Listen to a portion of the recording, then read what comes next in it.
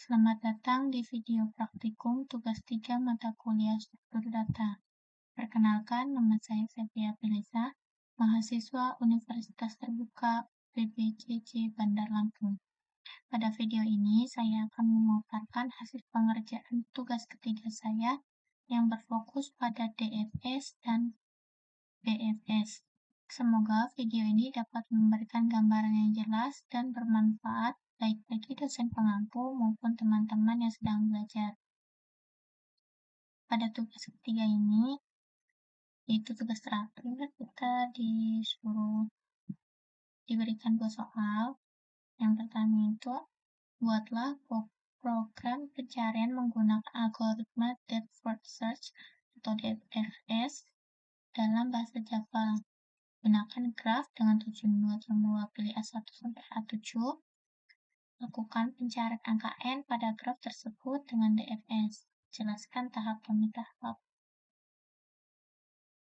Sini saya menggunakan Visual Studio Code. Dan sebelumnya saya sudah membuat folder dengan nama DFS Java.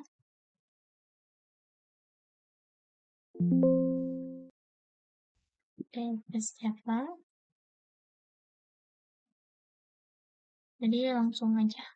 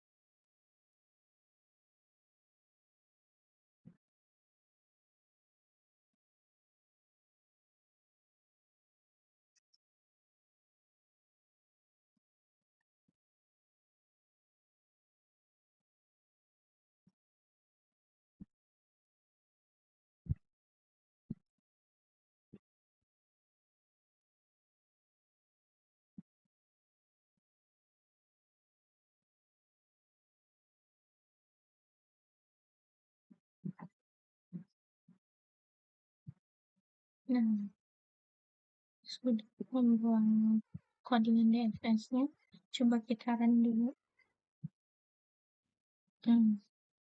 Kolom 20, baris ke 20, kolom 9.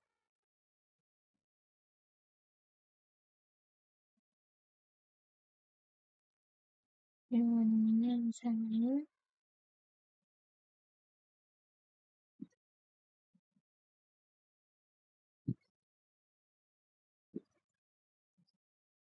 ini kolom 23,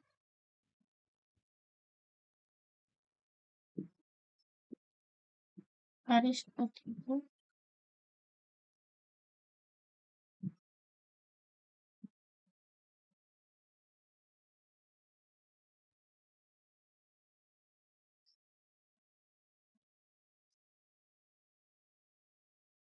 dan coba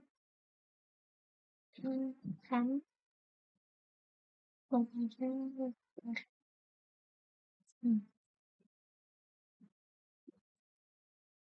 tadi itu mencari A3, A4, itu mau tempat ditemukan berhenti di sini mengunjungi A3 yang dan kemasukkan pada baris pertama package tugas 3 menyimpan file ini dalam package bernama tugas 3. Baris ketiga import java util, mengimport semua library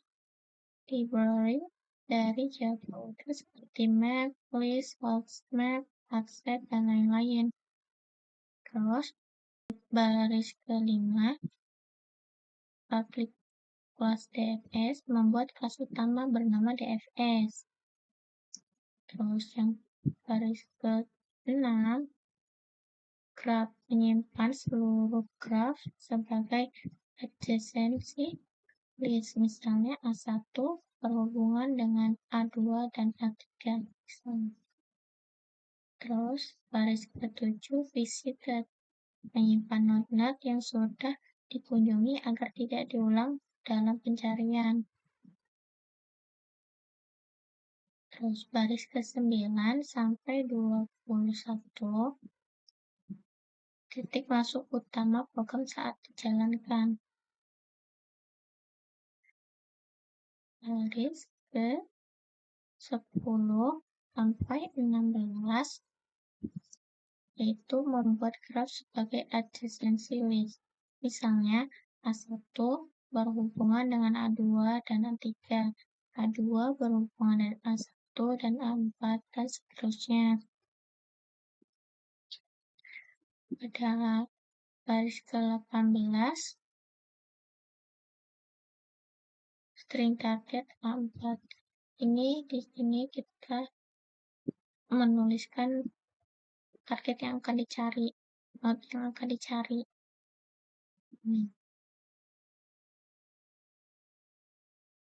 Terus baris ke-23 sampai 35 menampilkan node yang sedang dikunjungi, menambahkan node tersebut ke visit. Terus baris ke-23 sampai 35 fungsi DFS rekursif menampilkan node yang sedang dikunjungi, terus menambahkan node tersebut ke visited agar node yang sudah dikunjungi tidak dikunjungi lagi. Baris ke-26 sampai 28 mengecek apakah sudah ketemu. Jika saat ini sama dengan target, maka cetak bahwa node ditemukan dan diakhiri proses. Baris ke-29 30 sampai 34 Ambil semua tetangga dan random saat ini. Jika tetangga belum dikunjungi, lakukan rekursi DFF tanggal. Tujuan program DFS itu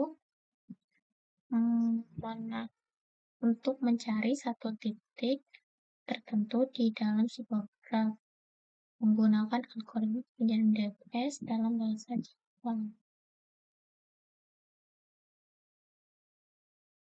Lanjut, nomor 2, buatlah program pencarian menggunakan algoritma Breadth Search dalam bahasa Java. Gunakan graf dengan 7 node yang mewakili S1 sampai S7. Lakukan pencarian angka N pada graf tersebut dengan BFS. Jelaskan tahap demi tahap. Lanjut, langsung. Di sini saya sudah membuat folder dengan nama bfs.java.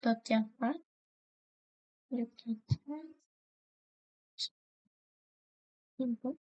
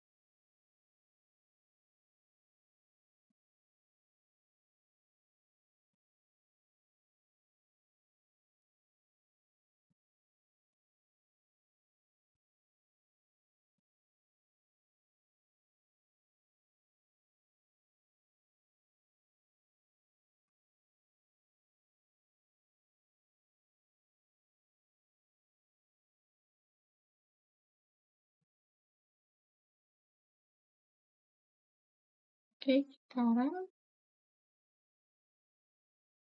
PF dari A1 untuk mencari A4, kemudian A1, A2, A3, A4 dapat ditemukan.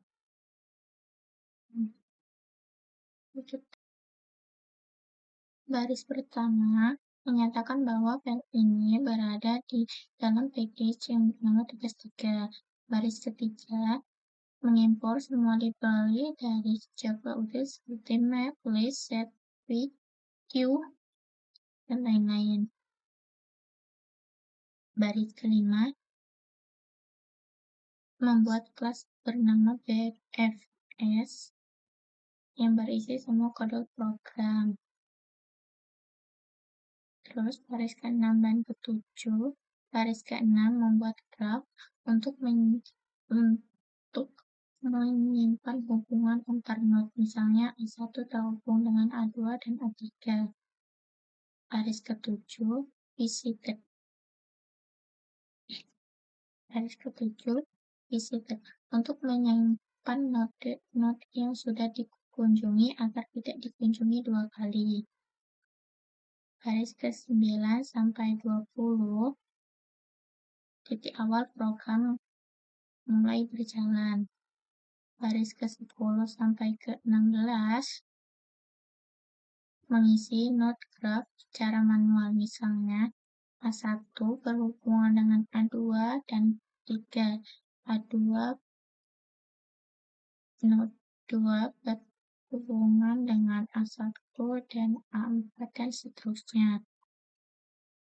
Baris ke-18 sampai 19 menentukan baris ke-18 node yang ingin dicari, menentukan node yang ingin dicari yaitu A4 di sini. Kemudian mencetak bahwa kita akan memulai pencarian dari node A1 sampai node target yaitu A4. Baris ke-20 mengambil fungsi BFS dan memulai pencarian data A1 hingga target. Baris 23 sampai 35 fungsi untuk melakukan pencarian node menggunakan algoritma BFS. Baris ke-24 membuat antrian untuk menyimpan kode-kode yang akan dikunjungi. Baris 25 dan 26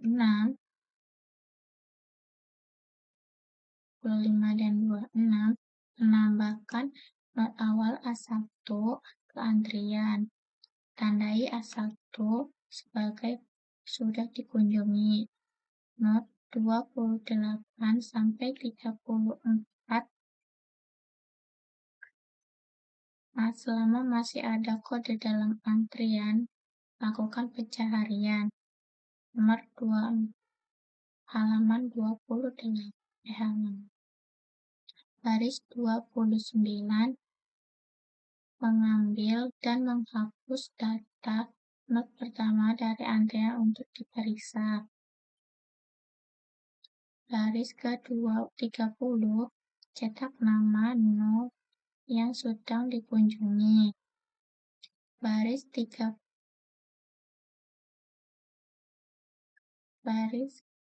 ke-32 sampai 34. Jika node saat ini adalah yang dicari A4, cetak bahwa ditemukan dan berhenti.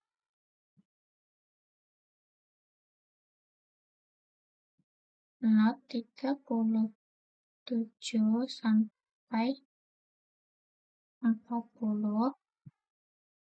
Lihat tetangga-tetangga dari node saat ini. Jika tetangga belum dikunjungi, tambahkan ke antrian dan tandai sebagai sudah dikunjungi. Jadi, hasil dari pencarian node A4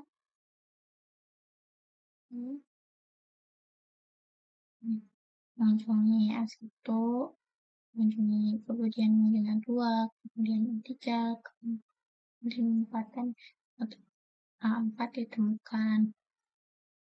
Coba kita ganti string targetnya yang dicari target ke-9.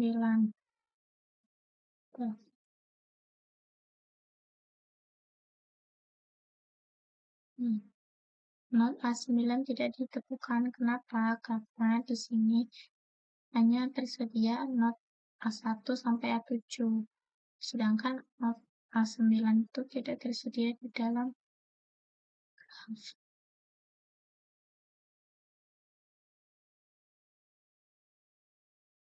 DFS dan BFS adalah dua metode yang digunakan untuk mencari suatu titik dalam sebuah jaringan.